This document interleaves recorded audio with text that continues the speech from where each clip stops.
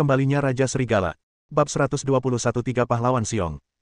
Di villa keluarga Yuan, Yuan Chengjiu, Su Ping, Su Jiao dan sekelompok teman Yuan Chengjiu sedang mendiskusikan pertemuan antara Wang dan Yuan. Su Jiao berdiri dan berkata, "Paman Yuan, menurut penyelidikanku, Lei Zanlong sangat cakap. Dalam waktu 2 hari setelah tiba di kota Dongjiang, dia telah membuat seluruh tempat latihan tinju bawah tanah kota Dongjiang menjadi berantakan. Selain itu, dia mempertahankan 60 kemenangan beruntun di tempat latihan tinju bawah tanah tersebut tanpa satu kekalahan pun. Kemarin, dia bahkan memukuli Grandmaster Taekwondo kota Dongjiang, Lida, dengan satu pukulan. Lida dibawa ke ruang gawat darurat tadi malam dan belum sadarkan diri." Setelah mendengarkan laporan Su Jiao, Yuan Huitan, Su Ping dan yang lainnya juga tampak serius. "Saudara Yuan, Lei Zanlong terlalu sombong. Pembicaraan Wang Yuan sudah dekat, dan dia sengaja melakukannya agar kita bisa melihatnya. Ini benar-benar keterlaluan. Beraninya seorang anak yang baru saja tiba di kota Dongjiang bersikap begitu sombong dan angkuh, tidak menganggap serius keluarga Yuan dan kita. Ini tidak masuk akal." Yuan Chengjiu juga tampak tidak nyaman. Bagaimana mungkin dia tidak tahu bahwa Lei Zanlong bertindak terlalu jauh? Namun, mereka punya kemampuan. "Guru, sesuatu yang buruk telah terjadi." Pada saat ini, seorang lelaki tua berpakaian jas berjalan masuk dengan tergesa-gesa. Itu adalah pembantu rumah tangga keluarga Yuan. "Butler Li, apa yang terjadi?" Yuan Cheng jelas merasakan bahwa suasananya tidak tepat. Pelayan Li menghela napas dan berkata, "Tuan, ketiga majikan yang disewa keluarga dengan biaya 50 juta dolar itu mendengar bahwa Lei Zanlong mengalahkan juara tinju Thailand Li Da dengan satu pukulan, mereka pun lari ketakutan." "Apa?" Yuan Cheng menggebrak meja dengan marah. Berita ini seperti sambaran petir. Perang sudah di depan mata dan sang jenderal melarikan diri terlebih dahulu, yang sangat memukul moral. Benar saja, setelah mendengar berita itu, pendukung keluarga Yuan mulai goyah. Yuan Cheng kehilangan semua momentumnya dalam sekejap, dan tampak jauh lebih tua. "Aku mengerti." Yuan Cheng menggelengkan kepalanya dan terduduk lemah di kursi. "Puan orang terkaya, apa yang harus kita lakukan sekarang? Perang akan segera terjadi. Jika kita tidak memilih kandidat yang tepat, saya khawatir kita akan benar-benar kalah dalam pertemuan antara Wang dan Yuan ini. Dan begitu kita kalah, posisi Anda sebagai orang terkaya akan hilang, dan Anda harus menyerahkan sejumlah besar aset kepada keluarga Wang. Begitu keluarga Wang memperoleh kekuasaan, mereka pasti akan menekan keluarga Yuan pada gilirannya," kata kepala pelayan Li.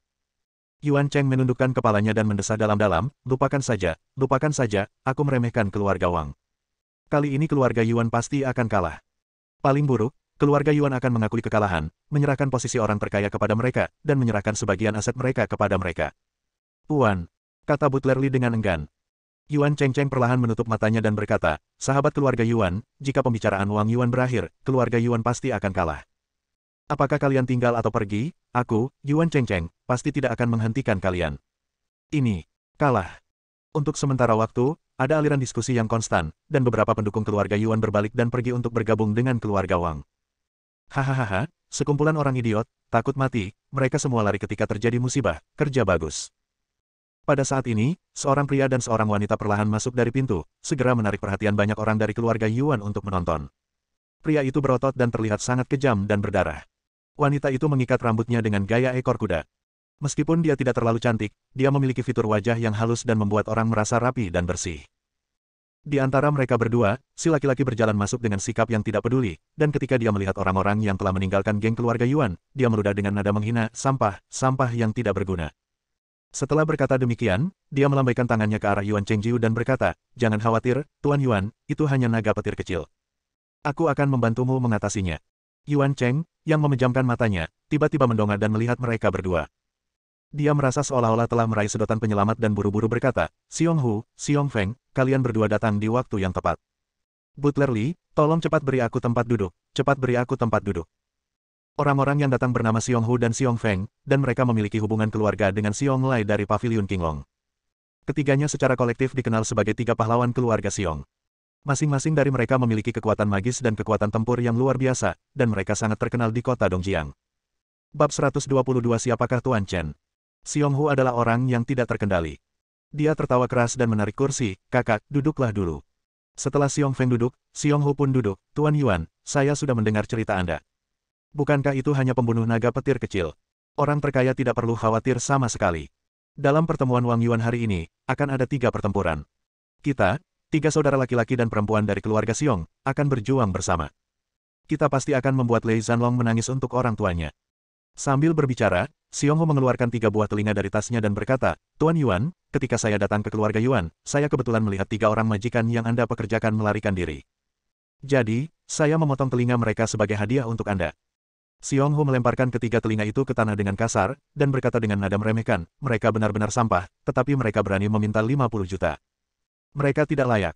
Xiong Feng di sebelahnya juga tersenyum dan sangat setuju. Tuan Yuan, kami bertiga Xiong dapat menerima pertempuran ini, tetapi biayanya akan meningkat menjadi 100 juta.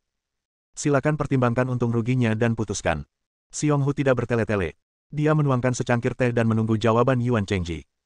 Yuan Cheng tidak tahu harus mulai dari mana untuk sesaat, karena anak yang tidak berbakti itu telah menyinggung Chen Fan kemarin lusa, dan Xiong Lai, salah satu dari 3 anggota keluarga Xiong, bunuh diri setelah dikalahkan oleh Chen Fan. Xiong Hu menghabiskan secangkir teh tetapi masih belum menerima balasan dari Yuan Chengjiu. Xiong Hu berkata dengan sedikit ketidakpuasan, Tuan Yuan, Anda tidak begitu pelit, bukan? Kau tahu, di seluruh kota Dongjiang, tidak ada seorang pun yang lebih kuat dari kami bertiga bersaudara. Fakta bahwa Lei Zanlong dapat meledakkan lidah dengan satu pukulan menunjukkan bahwa dia sangat kuat. Kamu akan kalah tidak peduli berapa banyak orang yang kamu temui.